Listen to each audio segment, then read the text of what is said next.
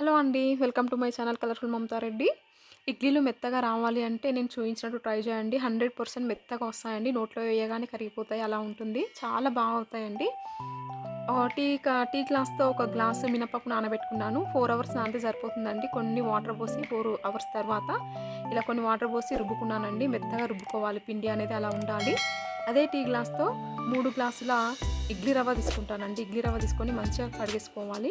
కడుక్కున్న తర్వాత అసలు వాటర్ అనేది కంప్లీట్‌గా ఉండకుండా ఇడ్లీ రవ్వని నీట్‌గా కడుక్కోవాలి. అసలు వాటర్ అనేది కొంచెం కూడా ఉండొద్దండి.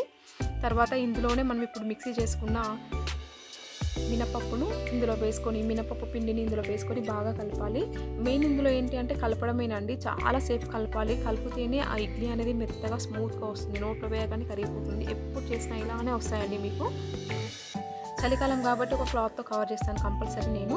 సో, మార్నింగ్ మళ్ళీ ఒకసారి ఉప్పేసి మంచిగా కలుపుకొని ఇలా ఇడ్లీ ప్లేట్‌లోకి పెట్టేసానండి.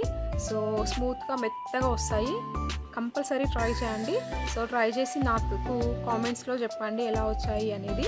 మెయిన్ ఇందులో ఒకటే అండి, కలపడమే ఇంపార్టెంట్. ఎంత కలిపితే పిండిని అంత మెత్తగా వస్తాయి.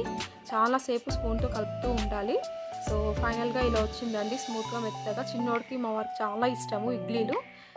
సో, థ్యాంక్ యూ అండి. Thank you for watching. నా వీడియోస్ నచ్చితే గనక ప్లీజ్ అండి లైక్ చేయండి, షేర్ చేయండి. ఈరోజు దీపారాధన ముగ్గు కూడా చూయిస్తున్నాను. సో,